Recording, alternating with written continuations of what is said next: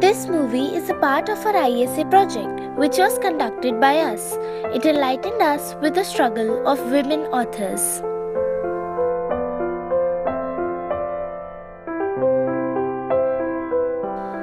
Mirra Lockwood-Sky was born on November 19, 1869 in St. Petersburg, Russia.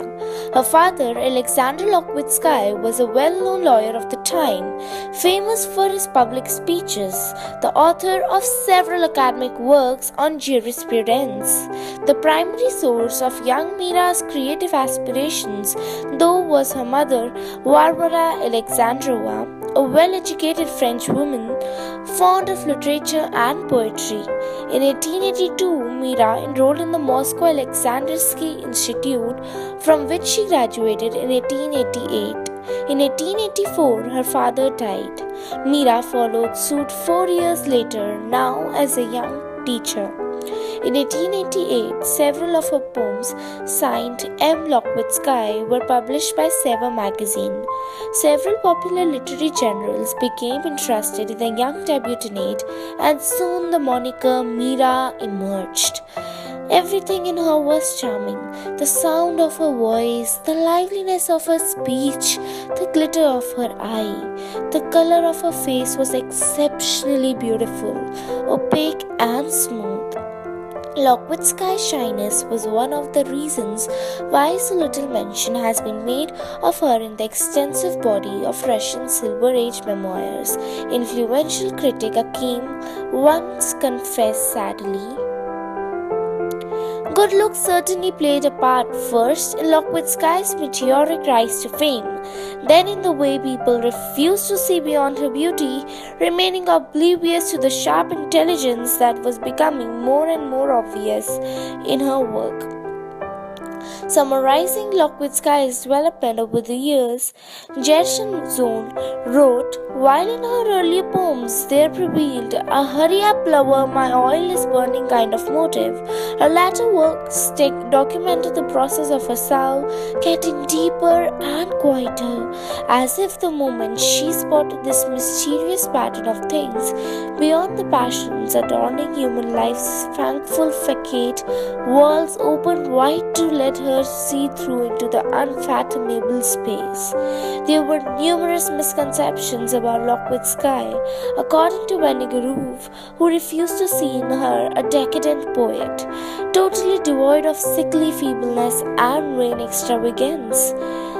Eager to enjoy life, declaring her right to put forth her feelings with all the mighty fullness of her soul, he maintained.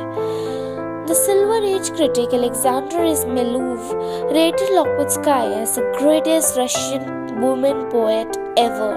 But while passions of love remained the leitmotif of Lockwood-Sky's poetry, its context was transforming in quick and dramatic fashion, making the decade of her reign in Russian poetry an intriguing field for literary research.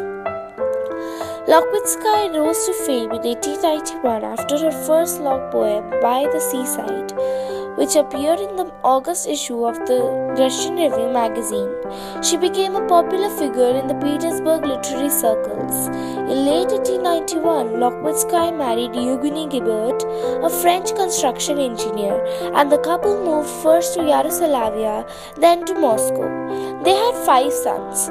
Lockwood-Sky's first major book, a compilation called Poems, 1889 to 1895, drew positive response and brought her the prestigious Pushkin Prize in 1896, a year after its publication.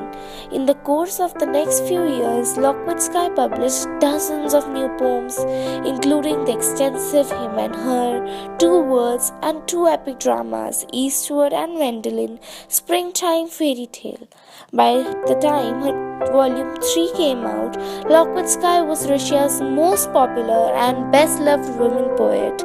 Far from enjoying her stardom, though she spent the last 5 years of her life in physical pain and mental turmoil, another original aspect of Lockwood-Sky's poetry was its unusual frankness. She was the first woman in Russian literature to enjoy total freedom of self-expression, speaking openly of sensuality, passion, and sex. This famous phrase, lasciviousness equals happiness, summed up her attitude and has been often quoted as her chosen signature line. She was a Russian poet who rose to fame in the late 1890s. In her short lifetime, Lokwitskaya published 5 books of poetry, the first and last of which received the most coveted Russian literary award of the day, the Pushkin Prize. Due to the flamboyantly erotic sensuality of her words, Lokwitskaya was regarded as the Russian Sappho by her contemporaries, which did not correspond with her conservative lifestyle of dedicated wife and mother of 5 sons. In the late 20th century, Lokwitskaya's legacy was reassessed, and she came to be regarded as one of the most original and influential voices of the Silver Age of Russian poetry, and the first in the line of modern Russian women poets who paved the way for Anna and Marina. In the 2000s, several songs based upon the poetry of Mirra Lokwitskaya were written by Larissa. The exact cause of Lokwitskaya's death remains unknown. She complained of insomnia and violent nightmares, suffered from bouts of severe depression, and later from chronic and ever worsening